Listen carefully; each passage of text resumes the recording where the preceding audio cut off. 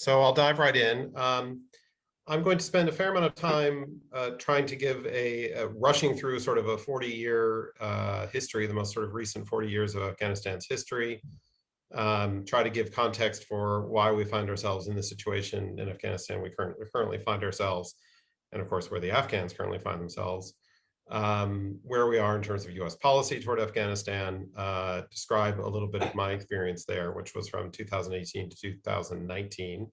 Our tours in Afghanistan are typically very short, and then close with just a little bit of background of the rest of my what is really becoming a long career. I didn't know it would ever be that long, but I've really enjoyed it. And then obviously, of course, leave some time for questions. I want to be the first to admit, especially because my time there was relatively short, I do not consider myself an Afghanistan expert. There may well be people in this call who have spent more time in Afghanistan than I have, or who have studied Afghanistan more closely than I did. And I'm certainly open to be corrected on things. I don't want to give you the illusion that I am an Afghanistan expert. I have colleagues in the State Department who have done multiple tours in Afghanistan, who have worked on the issue for many years of their career.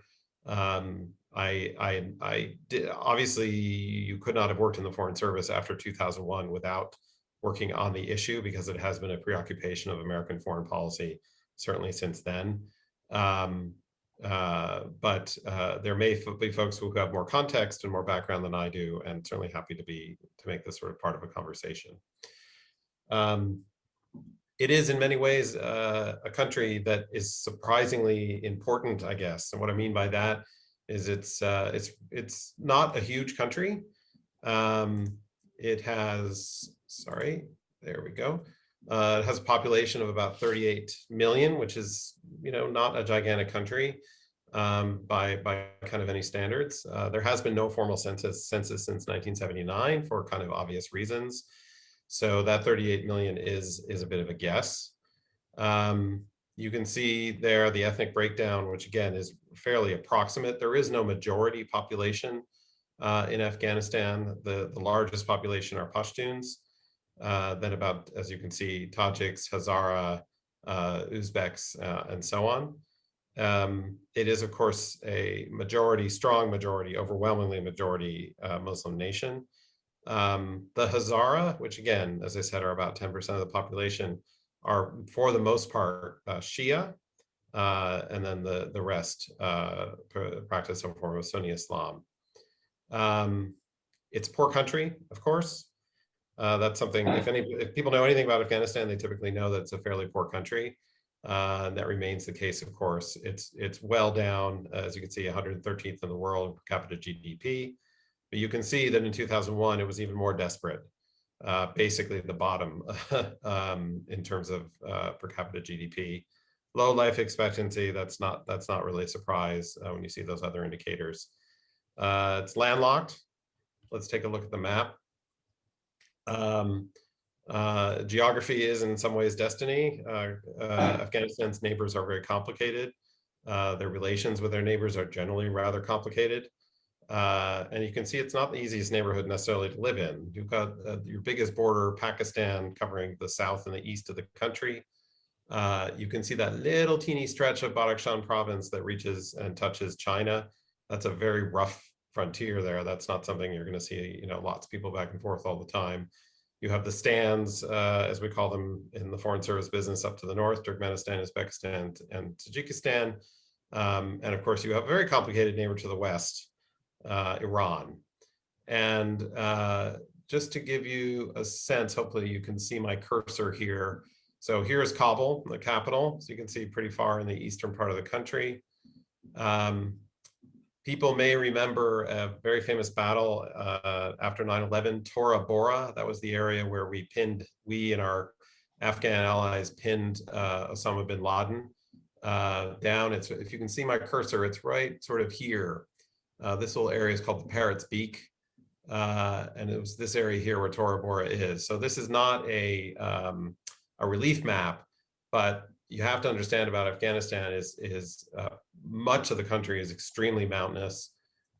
This area, much of the area, especially in this part of the Afghan border, is extremely difficult terrain.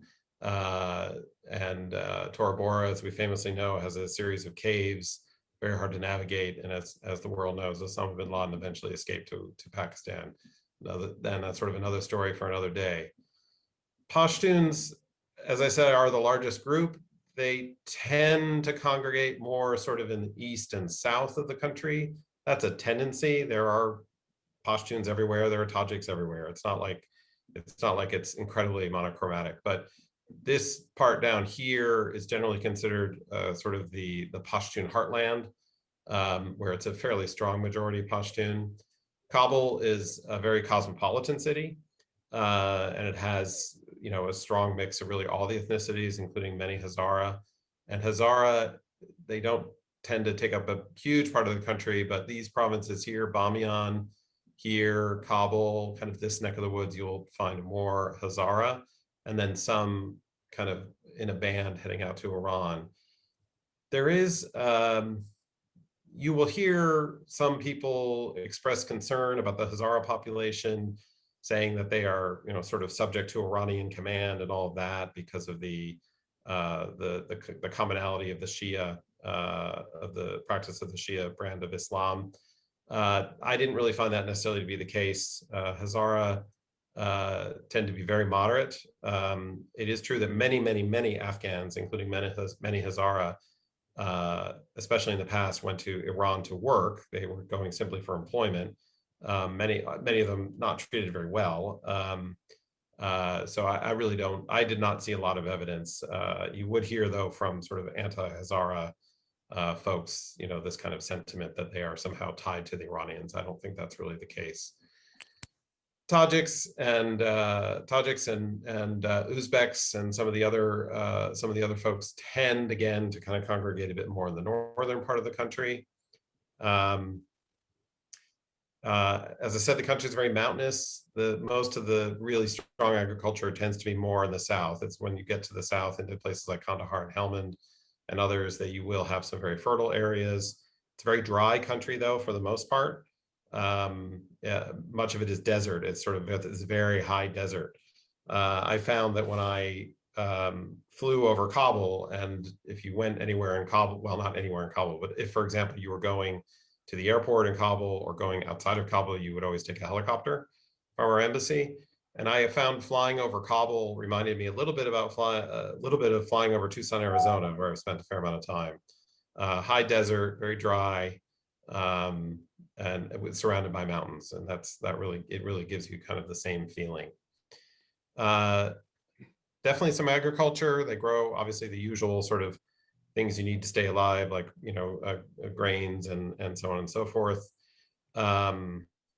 Saffron is a real, a potential moneymaker. They grow a lot of saffron, which is very expensive, as you know, and India is a major consumer. They grow things like tree nuts and things like that. But unfortunately, probably the number one crop from Afghanistan, as many of us know, is poppy. It is the heroin, definitely one of the heroin centers of the world, and has been for some time. Poppy is relatively easy to grow, especially in that climate, and unfortunately, the sort of constant state of conflict makes it very difficult to prevent that. So I'm skipping, as I said, a lot of history. Afghanistan did not begin in 1979, but the kind of current rather long phase of Afghanistan's recent past really started in 1979. The Soviets invade. It's really important, I think, to place into context where Afghanistan fit at that time. This was one of the last great conflicts of the Cold War, which ended about 10 years later. The ostensible reason that the Soviets invaded Afghanistan, among many of the claims, was actually by the Soviets themselves, was counterterrorism. I don't think there was a lot to that at the time. I don't think people take it very seriously that was a genuine threat. What it really was primarily there was a communist regime that was friendly to the Soviets in Afghanistan, but it was proving difficult to prop it up. And so the Soviets just decided for that and a number of other reasons, to kind of take matters into their own hands. That's how they did things back in the day. It was a very Cold War, a Cold War conflict. We all, of course, remember, well, those of us who were around remember, this led to the first Olympic boycott. President Carter boycotted the Olympics in Moscow because of the invasion. And I think somebody is not muted. Maybe it's better now. I'm getting some feedback, unfortunately, because of the, or echo because of the muting or lack of muting. Anyway, Afghanistan became another major headache for President Carter, who already had a lot of headaches at the time. Let's not forget, the Iranian Revolution had just taken place next door. The Iranian regime was holding American hostages, as they did for 444 days. He had an underperforming U.S. economy, so Afghanistan also became a major political football in the United States, in that the United States was not prepared to respond militarily to the Soviet invasion of Afghanistan. But while we didn't respond directly militarily, we did respond, primarily under it started a bit under Carter, then picked up a lot of steam under President Reagan. We supplied fighters in Afghanistan with weapons, with advice. We ran a lot of those operations out of Pakistan, just next door.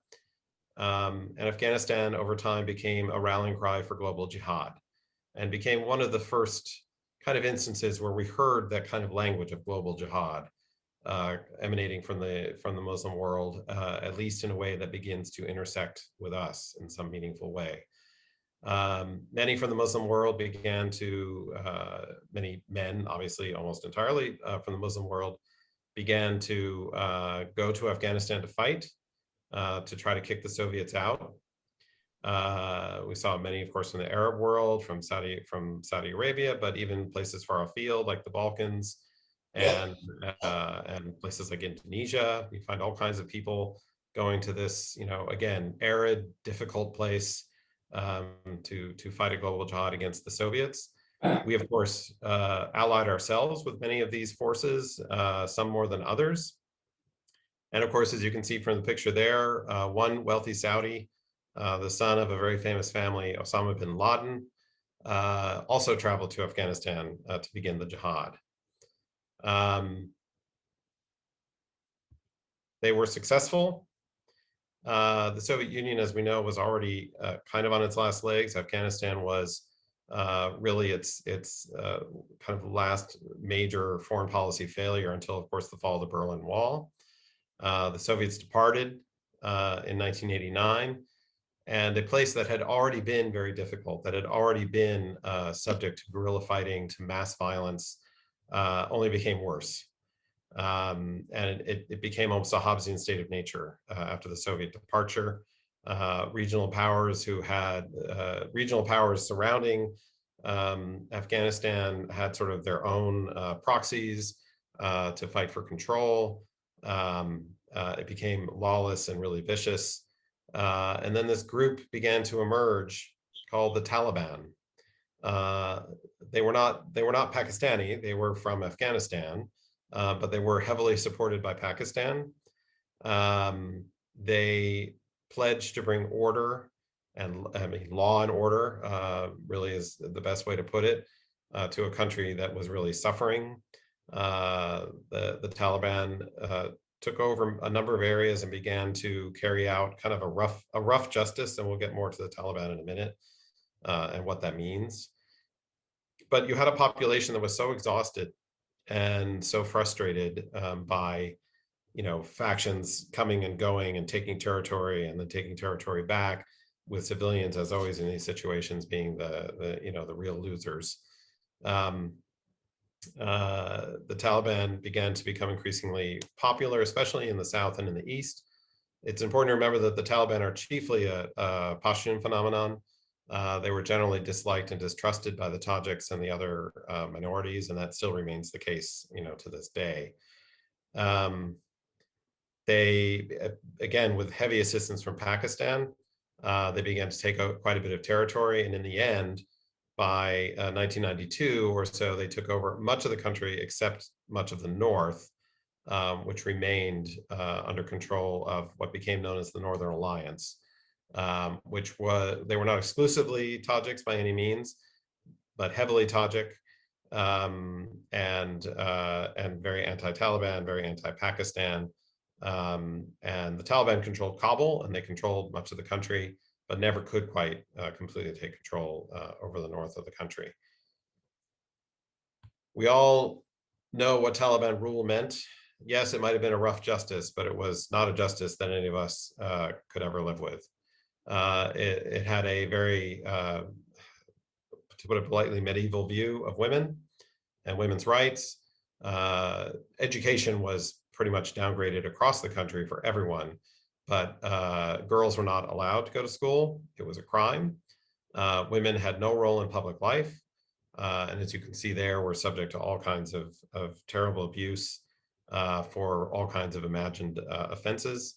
And of course, the world probably remembers very well the images from the right there on the slide of the Bamiyan statues. These were 6th century Buddhist statues, pre-Islam in Afghanistan, a real symbol of the incredible cultural heritage of the country. And the Taliban destroyed them. I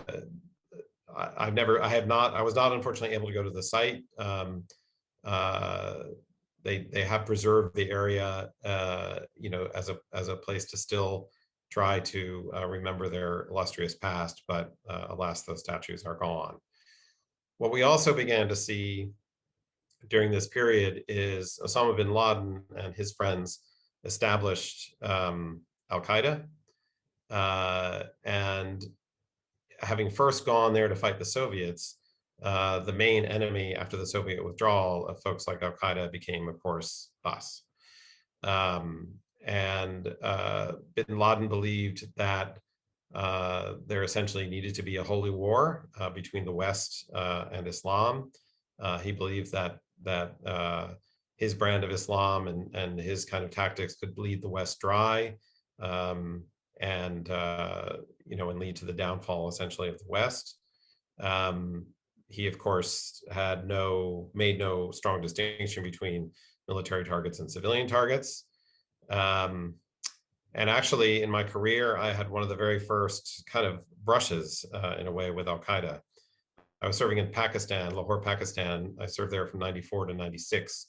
And on March 8th, 1995, down in Karachi, another one of our consulates in Pakistan, there was a consulate vehicle with our personnel, our diplomats, bringing people from an apartment area in Karachi into work in the consulate. A car stopped the van in the front, a car stopped the van in the back, and men got out and with AK-47s and shot up the van, killing 3 people. So this was one of the very early firing, shots fired in the war that Al-Qaeda sought to start with us. This occurred exactly 30 days after Pakistan extradited Ramzi Yousef to the United States for the first World Trade Center bombing. So this was definitely done with intent. And then, of course, we saw in 1998, only a few years later, the Al-Qaeda bombings of the U.S. embassies in Nairobi and Dar es Salaam, killing many people. Afghanistan, on the world stage, was increasingly a counterterrorism concern, but the world was not prepared during this period to really do a lot to overturn the Taliban's control of the country, or necessarily to become incredibly active in the country. Just given that, again, Afghanistan is a small, poor country of 38 million people, and people the Western world did not see it as particularly important. Although obviously, with Osama bin Laden using it as a base, it became increasingly important. And of course, we know what happens next. This is, of course, one of those iconic events everyone remembers if they were old enough where they were. but you know, history is a funny thing. I mean, one of my kids was 3 years old when this happened, so of course was unaware. My other kids weren't born yet, so you know, we have to remember that for the younger generation, this is history and not as strongly felt as all of us felt it on September 11th, 2001. I was serving in Finland at the time. I remember I went to a presentation at the Finnish Parliament that day, came back a little bit late for lunch, was starving, went to our embassy cafeteria. I was the only patron there, watching the Today Show while I ate my lunch, and it all, of course, unfolded as they began to see the strange story out of New York of a small plane hitting World Trade Center. And then I watched, as so many millions did on TV, as the second plane hit the World Trade Center. It became very clear this was not an accident. The United States, of course, gave the Taliban an ultimatum: give up Osama bin Laden, or there will be consequences. And of course, the consequences were that we went in and removed the Taliban from power. Osama bin Laden, of course, eventually escaped to Pakistan. So I think this chart is a little bit illustrative. I'm, of course, a diplomat, and it seems strange to talk about troop levels, but I think this gives you an idea of what the course of the conflict looked like over the years. As you can see, 2002, 2003, there were actually not massive numbers of U.S. troops in Afghanistan. And then, of course, another event happened in 2003 that I think really impacted the future course in Afghanistan. And that, of course, was the decision by President Bush to go into Iraq in 2003. A lot of resources, military, intelligence, diplomatic, and development resources were diverted to Iraq during a time when we were, I think, making some progress in Afghanistan, when the Taliban was really on its heels and not doing terribly well. But my argument is, and I'm not the first to make this argument, I think many make this argument, that we took our eye off the ball in Afghanistan, which after all was the country from which the 9/11 attacks emanated. And in the meantime, our friends in Pakistan took advantage of the situation. Pakistan renewed its friendship with the Taliban. They had ostensibly broken off with the Taliban during the 9/11 engagement. But Pakistan probably does not want a country to its west that is a strong and stable country for probably a variety of reasons, mostly having to play into Pakistan's relationship with India over to its east. India is Pakistan's existential enemy, and any nation that would be not under Pakistani influence or control, and a close ally of the United States, I think Pakistan would be concerned that that country would in turn sort of bypass Pakistan, be close to India, and therefore give India, more strength in the region. The Taliban gained in strength, gained in capability, began to take, after being essentially defeated, began to take some territory. And then you can see as the Taliban gained strength and as the Taliban kind of picked up the pace of its attacks against the Afghan forces, we put a lot more troops in, reaching a peak of about 110,000 in 2011 under President Obama, the famous surge. But I think we came to the conclusion that 100,000 troops still would not do it. And there was an understanding, I think, developing around that time that what really needed to be done, perhaps the only way out of the situation, was to negotiate with the Taliban, to negotiate a peace with the Taliban. Of course, Richard Holbrooke, who many of you know is perhaps the most famous diplomat of the second half of the 20th century, was working hard on this effort under the Obama administration, unfortunately died in the saddle, as it were, working the issue, actually suffered an aneurysm in a meeting with Secretary Clinton at the time. President Trump pursued, in some ways, actually a fairly similar strategy, that became known as the South Asia Strategy, which was again that we need to facilitate an agreement among us, the Taliban, and the Afghan government to reach an end to the conflict. So as you can see, even before the Trump administration came into office, trooper levels were relatively low, actually surged slightly, but then went back down again. And now, of course, as we'll get to in a minute, are going to be going to essentially zero. Cost is high. 2,300 US troops dead, and of course, many, many more Afghans. The financial cost is really enormous. Upwards of close to $1 trillion between military and civilian efforts. That's a significant amount of money. Our work in Afghanistan revealed some of the hardest parts about American development work, which is dealing with corruption, dealing with waste, and just dealing with the complications of doing development, not just in a post-conflict situation, but in a conflict situation itself, as the level of violence in Afghanistan, unfortunately, over the past 6, 7, 8, 9 years, just keeps accelerating as the Taliban keeps the pressure on. And of course, for many years, we and the Afghan forces together sought to keep them from making further territorial gains. But the Taliban's gains in the country have been fairly inexorable.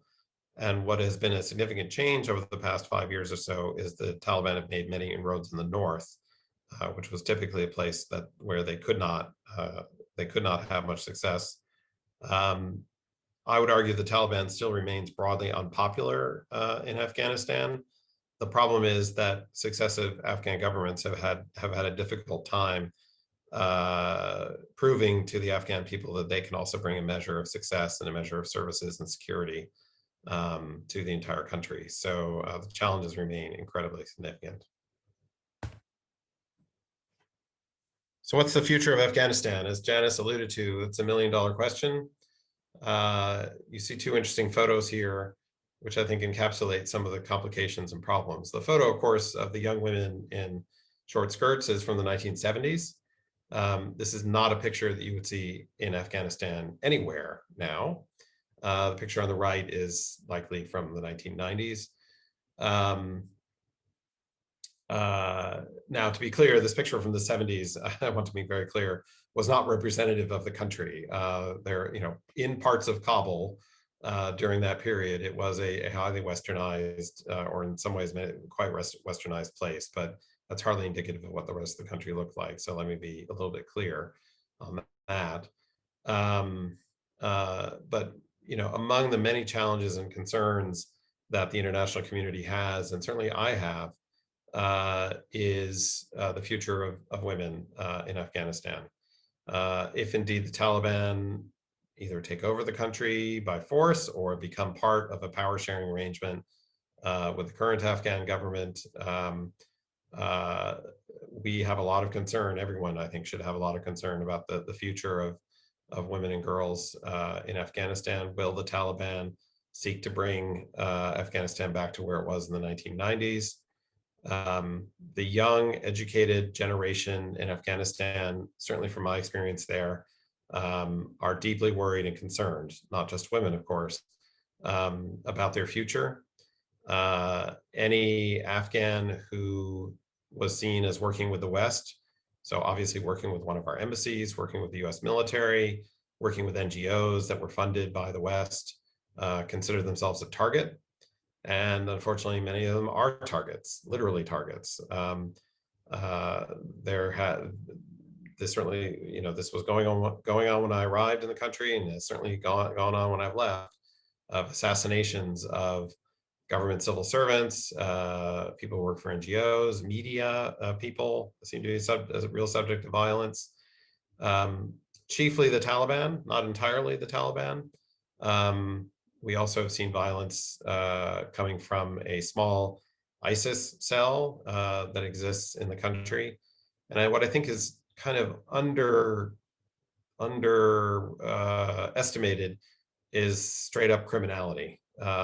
It's a very dangerous country not just because of terrorism, but just plain old criminality, ransoms, kidnappings for ransom, and all that kind of thing. It's just, it's not a place that is really a paragon of law and order. President Biden's decision, I think, was predictable. When he was vice president, he was very skeptical of the surge that his boss, President Obama, ordered. He has for a long time said publicly, it's not been a secret, that he thinks it's time for the war to end, or our participation in the war to end. That, the reason we went into Afghanistan in 2001 was to eliminate Al-Qaeda from being a threat to the United States. That has been mostly achieved, but there is still, a real concern about a terrorism threat emanating from Afghanistan. So there are definitely people out there who are saying we may have to go back in. I'm not smart enough to be able to predict that future or not. But obviously this will not be the last time, I think, that we will be thinking about Afghanistan, or that it may become a preoccupation of American policy, in the coming months and years. A very complicated country, because, of course, of its difficult history, because of the sort of stature it had as a U.S. foreign policy issue, really for 40 years, but especially for the last 20. In this day and age of video phones and all of that, there will be more footage that comes out of Afghanistan that I think people might find complicated or disturbing in the coming years. Not an easy business, diplomacy, not always. I was really honored to serve there. You see on the left what I left behind. So we don't bring our families there, of course. It's a dangerous place. We're very well taken care of, but we don't bring our families there. So that's my wife, Carmel, in the upper left with our 3 kids. On the right, that's me with my friend Jerry Hodel, who is my deputy, the deputy political counselor when I was in Afghanistan. He spent a lot more time in Kabul than I have. He's done 2 tours in Afghanistan, both of which were multiple years. So if you really want to hear more about Afghanistan and get a more educated perspective, I can certainly persuade Jerry, I think, to do a presentation for your group. We're riding in a helo, as I mentioned, most of the time getting around to different places. That's the way we got around due to security. It's pretty dusty and hot usually in there, in that helo, but as we were smiling. We really enjoyed the work. Very dedicated professionals, both on the military and diplomatic side of the house. My main preoccupation, in addition to, or my main duties, I guess you could say, in addition to the peace process, which was really, or our peace, our efforts to come to a negotiated understanding with the Taliban, we were also preoccupied with trying to help the Afghans have elections. Elections in Afghanistan are really complicated. Imagine trying to have an election in a place with very low literacy rates, very rough terrain, and, oh, by the way, pretty much a low level, low or high level of violence, including occupied areas where the Taliban occupy and will not allow elections to happen. It's pretty challenging.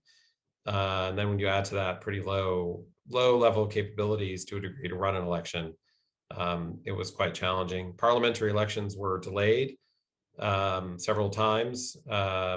And by the time they were held during my time there, they were 3 years overdue.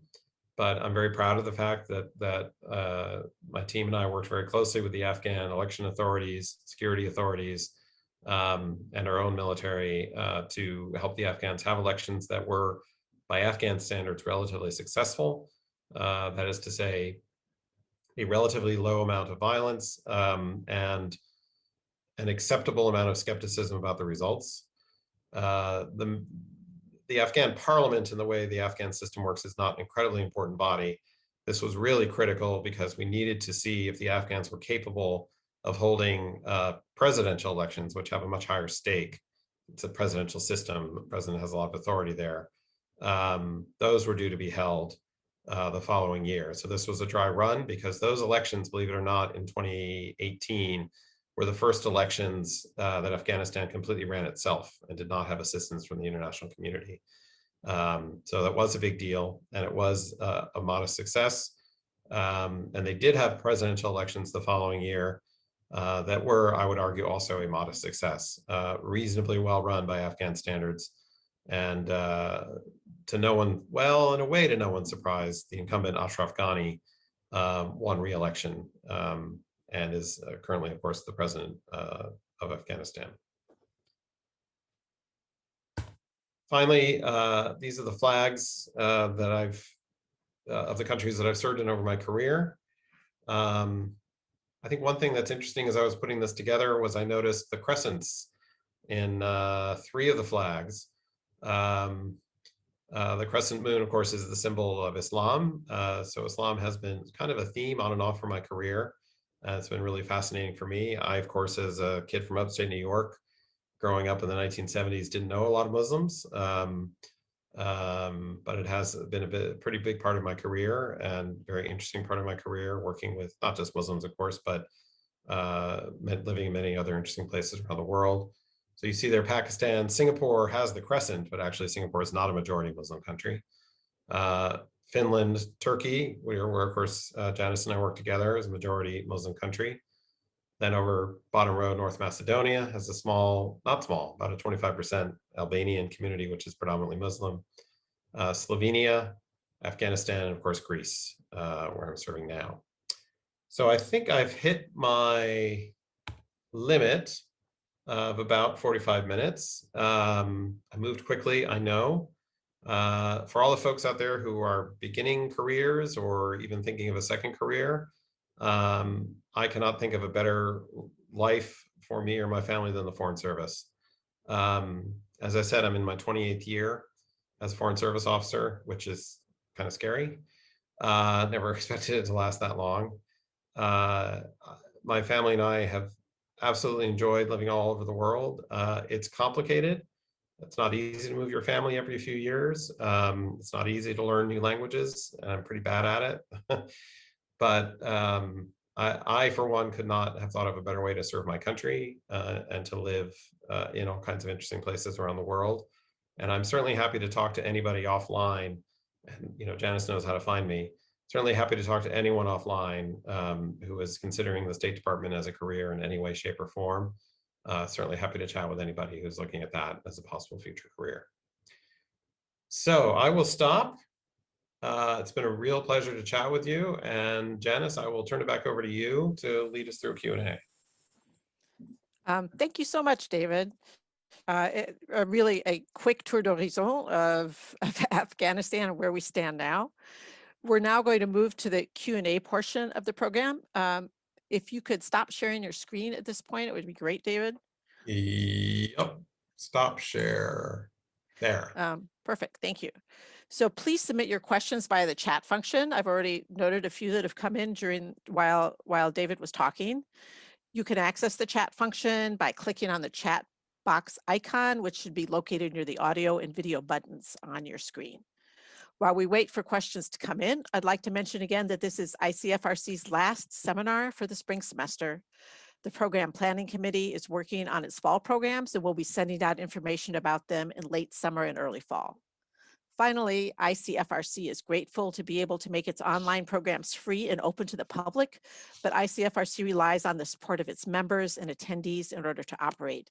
If you're able to make a donation to support these programs, please go to www.icfrc.org/donate. And with that, we will now transition into the Q&A session. Please feel free to turn on your video at this time if you'd like, but please remain muted. So I will first go through a couple of questions that came in while you were talking. The first one was, you mentioned early on that tours are short generally to Afghanistan, and the questioner wondered if that presents problems in terms of building relationships and trust. Yes, no question. I had a lot of people tell me when I got to Afghanistan, though, and I think this kind of proved to be true, that a year in Afghanistan kind of seems to feel like 3 years anywhere else. And I guess what I mean by that is Afghans, people who would have been my contacts, for example, people who worked for President Ghani people in the NGO community, politicians, folks like that. They, over the years, had become very used to working with us, and they understood that our tours were short, typically 1 year or sometimes 2 years. And they were very amenable to that. They kind of understood that that's how our system worked. They were rather sophisticated, many of them. And whether they, whether they spoke English or not, they understood how we worked. And they were actually very open and accessible to us. There are, of course, many Afghans who don't like the United States, but there are also many or who are very skeptical of the United States. But there are also many Afghans who feel very close to the United States. I mean, to be perfectly honest, because we liberated them from the Taliban, which was a miserable life for many, and they were grateful. They were on it. I felt genuinely and honestly grateful. And to be fair, many of them, not all of them, were also corrupt. So, it's one of those things where you have to hold different ideas in your head at the same time and understand that people are complicated and have complicated lives. But actually, I found the Afghans to be very hospitable, warm people, very charming, actually. And many Afghans, obviously the kind of cream of society, are incredibly cultured and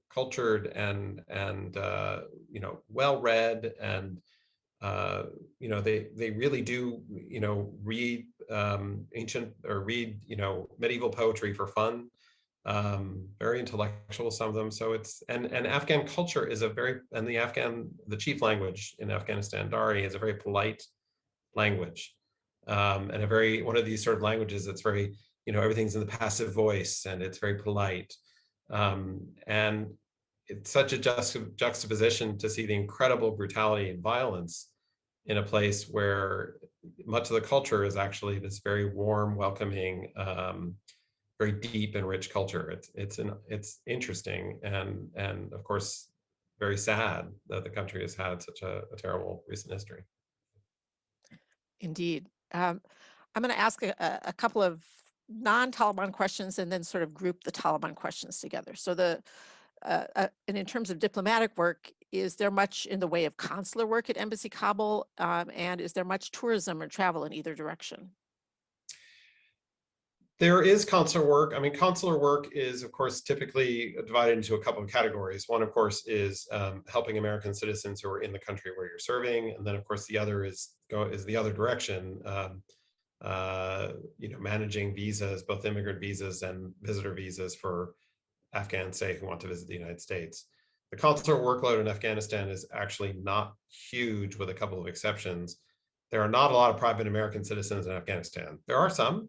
There are journalists, NGO workers, chiefly. There are, as in every country, dual Afghan U.S. citizens who happen to live in Afghanistan, and they get passports and all the things American citizens get anywhere else. But that's not a huge number. There are some non-immigrant visas that Afghans could get to the United States, but for almost all visitor visas, you have to demonstrate that you have strong ties to your host country and are going to return, and that can be hard for Afghans sometimes because it's a very poor country with a lot of violence.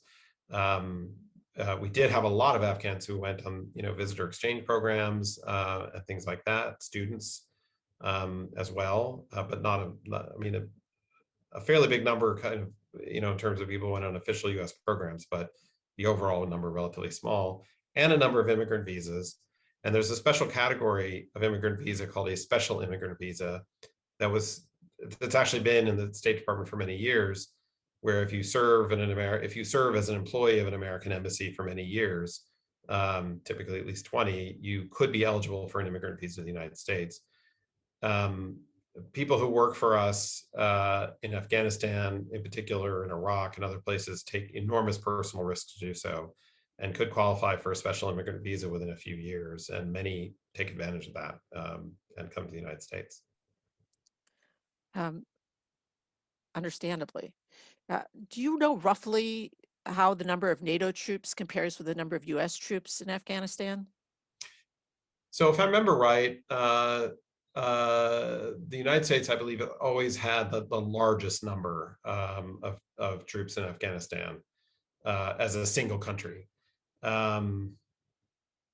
if I remember correctly from my time there, we were the single largest troop contributor, but we were not the majority. So when I left Afghanistan, I think we had south of 10,000 troops there, 8,000 or something like that. And I think our other allies contributed altogether among them, probably 12 to 15,000 more. But, you know, coming from all the other allies. Turkey, I think, consistently has been, in the last several years, the second largest contributor. Germany has a pretty healthy contingent. Italy has a healthy contingent. The UK actually used to have a lot more than it has now. Their numbers have been getting smaller. And there also was a division of labor for many, many years in Afghanistan, especially more recently, where the other NATO allies were chiefly doing training for the Afghan military. That was their main function. We also do that as well. But in terms of troops actually taking part in operations alongside Afghan forces and providing air support and all that, that was almost entirely the United States. Thanks. I'll wrap together a couple of Taliban-related questions. Who funds the Taliban? Where do they get their weapons? And if someone joined the Taliban, what would they understand their mission to be? So, you know, we don't know everything about where the Taliban gets its funding, but safe to say a lot of it's Pakistan. And a lot of it is also wealthy, you know, wealthy Saudis and folks like that who have, you know, some level of sympathy for the Taliban. That's probably their main sources of money. And don't forget Poppy. Poppy is a major source of revenue for the Taliban. It's, you know, obviously incredibly hypocritical. You can't have a drink, can't have a glass of wine if you're a member of the Taliban, but it's perfectly okay to sell heroin, basically sell heroin to kids on street corners. So, you know, where's the point of that? So they do bring in, unfortunately, quite a bit of money through that, as well as plain old other kinds of plain old criminality. The other question is, what would someone recruited to the Taliban see their mission to be? My takeaway, again, there are people who know these issues better than I do, was a lot of, what's the expression? All politics is local. These are often local, not local grievances, but, you know, a poor farming family, you know, has issues, you know, the local government there is performing poorly, the Afghan government's performing poorly, not providing services, or in some cases, corruption is, you know, angering people in the community. They're dissatisfied. The Taliban offer, you know, offer an opportunity to, you know, to fight for their honor, essentially, or to fight for their tribe. Afghanistan, particularly the Pashtun community, which again is that's the main heartland of Taliban recruitment, is a very tribal society. There are tribes that affiliate some more than others with the Taliban, so that can also play a role.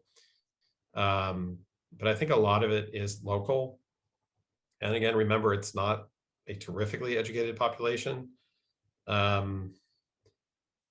The Taliban leadership, I mean, they really know two things. They know fighting and they know the Quran, or at least can recite the Quran. That's what they know. I'll give you an interesting example, actually, and who knows what this means for the future. But, you know, Taliban don't live in cities. Kabul is a big cosmopolitan city. It's poor, but it's lively and active, and there are restaurants and cafes and stores. And I mean, it's a regular city, unfortunately, with high levels of violence. There are these amazing stories. When I was in Afghanistan, or actually just before I arrived in Afghanistan, about a month before I arrived in Afghanistan, there was a ceasefire, the first ceasefire that the Taliban had accepted for years, in the, you know, at least 10 years in the country, and during Eid, at the end of Ramadan, which is actually just where we are right now. And Talibs, young, these are all, don't forget, these are mostly, 16 to 25-year-olds. They came into the cities unarmed, usually, and they had not seen cities. They had not seen real cities. And there were these amazing anecdotes of them getting ice cream. And sometimes the locals, scared, they knew they were Talibs, but they talked to them, they had conversations, they bought them an ice cream. And these Talibs had never had ice cream. It's a small anecdote, but I think it shows you kind of, it's still a poor rural society. And that's the heartland where the Taliban come from. Fascinating. I'm going to pose one more question. We're coming to the end of our times. So this one has to do with NGOs.